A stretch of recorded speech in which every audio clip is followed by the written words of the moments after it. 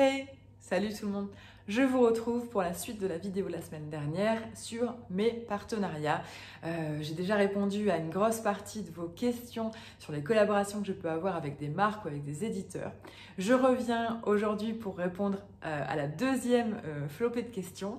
Merci d'avoir été nombreux à visionner le premier épisode. Je vous mets d'ailleurs la vidéo en barre d'infos pour ceux qui auraient loupé cette vidéo.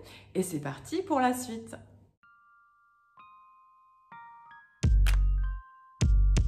Vous m'avez demandé comment recevoir des livres pour en parler sur les réseaux. Doit-on obligatoirement en faire son métier? Non. Déjà, il faut savoir qu'on est très peu à vivre de ce métier. Moi, j'ai beaucoup de chance parce qu'on doit être 4 ou 5 en France à pouvoir en vivre, à en avoir fait son métier. Quand je dis on, c'est des influenceuses littéraires. Nous ne sommes que des filles, je crois. Enfin, il y a François, pardon François si tu regardes cette vidéo, mais qui est en Belgique. En France, on est vraiment très peu nombreux. Et nombreuses du coup. Donc on ne doit pas en faire son métier pour pouvoir recevoir des livres. On peut recevoir des services presse de façon gratuite et ça va dépendre de la communauté que vous avez sur les réseaux. Les éditeurs ne peuvent pas envoyer comme ça gratuitement des livres à n'importe qui, entre guillemets, en tout cas à tout le monde. Il faut avoir un minimum d'influence sur les réseaux, à savoir d'avoir généré une communauté assez conséquente pour que le jour où vous parliez du livre en question, ça génère ensuite des achats. C'est comme ça que l'influence fonctionne. Donc si vous avez 50, 100, 200 abonnés, il y a peu de chances qu'un éditeur accepte de vous envoyer des livres. En revanche, on estime qu'au-delà de 1000 abonnés, il y a une partie, c'est ce qu'on appelle les micro-influenceurs, ça génère déjà de l'influence en fait, et à partir de 1000 abonnés, on peut être amené à être contacté par des éditeurs. On me demande ensuite en moyenne combien gagnes-tu pour un post sponsorisé ou pour une chronique littéraire. J'ai regroupé les deux questions parce que la réponse va être similaire. Je ne vais pas répondre concrètement à cette question, c'est-à-dire que je ne vais pas vous donner de chiffres. J'estime que je ne demande pas la rémunération de mes amis lorsque je suis avec eux, que ce soit une maîtresse d'école, un banquier, un boulanger, je ne connais pas les revenus de mes proches, je ne connais pas, alors oui bien sûr c'est des informations qui se trouvent sur internet, mais voilà, je ne connais pas leur rémunération et je ne leur pose pas la question. Il y a tout un mystère qui se fait autour de la rémunération des blogueurs. Et voilà, parce qu'on entend parfois des sommes extravagantes du côté de l'influence lifestyle, de ces gros blogueurs qui sont médiatiquement très connus. C'est des sommes qui paraissent extravagantes, encore une fois. Je vous rassure tout de suite, ce n'est pas mon cas, ce n'est pas le cas dans le domaine littéraire. On est sur des sommes bien plus raisonnables, entre guillemets. Alors le travail est tout aussi conséquent, je pense. Il faut savoir que la rémunération, quand on est blogueur, elle est aussi calculée, alors elle est calculée sur le temps de travail, mais elle est aussi calculée sur la communauté que nous avons. Plus on a d'abonnés, plus on va gagner pour une collaboration. C'est pour ça que ces sommes peuvent être importantes quand on a 3 millions d'abonnés. J'en ai 77 000, donc on est loin de ce que peut proposer Nabila par exemple. Ce que je peux vous dire, c'est que je gagne ma vie correctement, en tout cas comme je la gagnais auparavant en tant qu'employée de banque. Je ne la gagne pas mieux, je la gagne parfois un peu moins bien, mais ça fait partie du jeu, je vis de ma passion et j'en suis heureuse. Maintenant, la rémunération que je touche, elle dépend de beaucoup de choses. Elle dépend de l'importance, de la charge de travail, évidemment. Quand j'accepte un projet, là je vais travailler je vais être jurée pour le prix Maison de la Presse. On m'a demandé un travail qui représente quasiment un mois de travail en fait. Je dois lire 6 livres, je dois vous parler de ces 6 livres. Il y a beaucoup de choses entre guillemets qui me sont demandées. Donc je vais être mieux payée pour ce projet-là que pour vous faire un concours un jour en one shot comme ça sur Instagram. C'est évident, ça prend plus de temps. Donc forcément, je vais demander une somme plus importante. Je ne suis pas payée de la même façon en fonction de l'éditeur. Je peux accepter un projet que j'estime moi moins bien payé parce que je suis sensible à ce qu'on me propose, parce que j'ai envie d'accompagner la marque qui vient de se lancer, ou parce que ça fait vraiment partie de mes valeurs et que c'est une maison familiale que j'ai envie de soutenir. C'est des choses qui fluctuent beaucoup et qu'il faut prendre en compte quand on se lance. Moi, pour tout vous dire, c'était pas des sommes qui sont... Il n'y a pas d'informations à ce sujet dans le domaine livresque sur Internet, donc c'est quelque chose que j'ai un peu étudié moi-même. J'ai proposé des sommes, après ça se négocie. Des fois, on se rend compte qu'on est un peu trop haut par rapport au marché, ou inversement, c'était d'ailleurs plutôt mon cas. Moi, j'avais tendance à pas demander assez pour ce que je faisais. Donc après, ça s'étudie, ça se calcule. Et plus l'expérience est importante, mieux on va savoir se vendre aussi. Et puis je n'ai pas aussi envie de vous donner des chiffres concrets par respect pour les éditeurs avec qui je travaille, par respect pour mes collaborateurs. Comme ça change beaucoup d'une maison à l'autre, d'une marque à l'autre. J'estime que voilà, c'est pas quelque chose que j'ai envie de révéler. Je pense que les maisons d'édition qui me font confiance tout au long de l'année n'ont pas envie que je dévoile ces informations qui sont strictement confidentielles. La question suivante est un peu en corrélation avec la précédente. À partir de combien d'abonnés peut-on sponsoriser son compte ? C'est très difficile de répondre à cette question. Les influenceurs sont catégorisés. On a les micro-influenceurs. Je ne sais plus exactement le nombre d'abonnés, mais je crois que c'est en dessous de... Je ne sais plus, je ne pourrais plus vous dire exactement, mais ça c'est des informations qui se trouvent en revanche facilement sur Internet. On a les macro-influenceurs, on a les influenceurs, voilà, il y a plusieurs catégories en fonction du nombre d'abonnés où vous vous trouvez. Je sais moi je suis entre 50 000 et 100 000. Au-delà de 100 000, il y a encore une autre catégorie qui existe. Et en fait, je pense, si je ne dis pas de bêtises, normalement, on estime pouvoir demander une rémunération au-delà de 10 000 abonnés. En dessous, on va recevoir on va être rémunéré en produits, c'est-à-dire que si une marque veut établir une collaboration avec vous, elle va vous envoyer un produit, en échange vous créez du contenu ou pas, il n'y a pas vraiment de contrat qui s'établit. Si vous signez entre guillemets un contrat, enfin si vous signez un contrat avec une marque ou un éditeur, moi j'estime que derrière ce contrat, il doit y avoir une rémunération comme tout travail. Mais en général, c'est au-delà de 10 000 abonnés. Si vous voulez avoir des informations plus précises, vous pouvez retrouver tout ça sur des sites, des plateformes de marketing d'influence. Tout ça est stipulé, expliqué.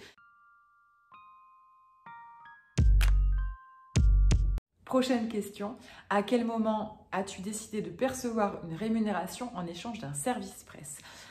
Alors, pour un service presse, j'en avais un peu parlé lors de ma vidéo précédente. Ce qu'on appelle vraiment service presse, ce n'est pas quelque chose qui est rémunéré. Quand on est contacté par un éditeur pour un service presse, il n'y a pas d'obligation derrière, donc il nous envoie le livre si on le veut. On le lit quand on peut, quand on en a envie. Il n'y a pas de contrainte de délai de temps. Derrière, il n'y a pas non plus de contrainte d'engagement, de création de contenu. On en parle si on a aimé le livre, si on a envie d'en parler, si on a le temps d'en parler. Ça, c'est ce qu'on appelle un service presse. De mon côté, il y a eu en effet un moment, un point de bascule où j'ai dû faire un choix. Quand j'avais, donc il y a 3 ans de ça maintenant, janvier 2019, on est venu me chercher pour des projets qui étaient rémunérés et des projets qui m'intéressaient, qui allaient me prendre du temps. Et j'ai commencé à prendre des jours de congé auprès de mon employeur. Je travaillais donc en banque.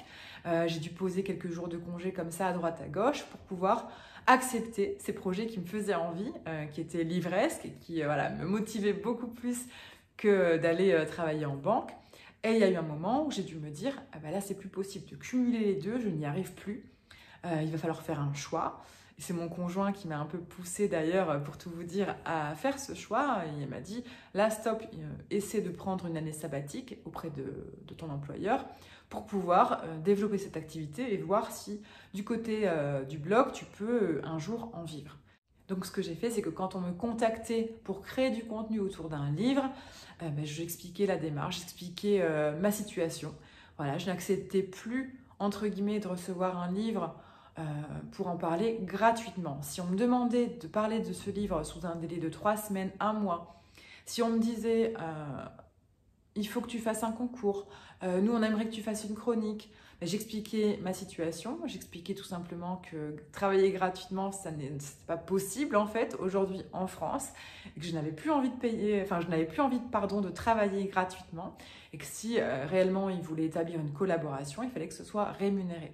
Ça, c'est arrivé quand j'avais, je crois, 40 000 abonnés, 45 000, 50 000 abonnés autour de cela. Maintenant, il n'y a pas vraiment de règle. On peut avoir 5000 abonnés sur Instagram et être présent sur TikTok et avoir 30 000 abonnés sur TikTok et réussir à en vivre. Ça dépend vraiment de votre profil et de votre présence sur les plateformes.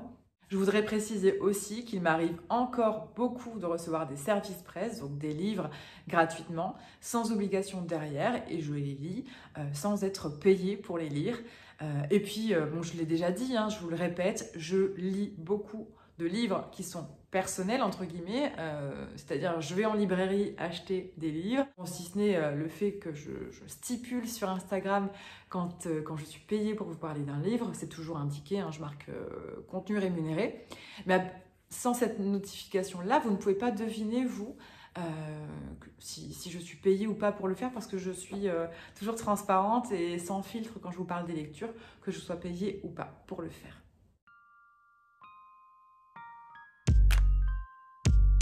Avant-dernière question, comment as-tu commencé à recevoir des services presse? Bon, je vous l'ai un peu dit, ça a commencé, les premières propositions sont arrivées quand j'avais 3000 abonnés sur les réseaux, sur Instagram. À l'époque, c'était beaucoup d'éditeurs qui venaient nous chercher. Aujourd'hui, 80% des mails et des messages privés que je reçois pour des services presse sont faits par des auteurs en direct. C'est-à-dire que les écrivains, soit parce qu'ils estiment que la maison d'édition ne fait pas bien le travail de marketing, soit parce qu'ils ont envie de faire la démarche, ils viennent nous chercher. Il y a aussi une grosse part d'auto-édité, hein, de livres d'écrivains qui auto-éditent leurs livres et qui viennent vous solliciter, enfin nous solliciter pour recevoir des services presse. Donc voilà comment ça se passe et voilà comment ça a démarré pour moi il y a quelques années.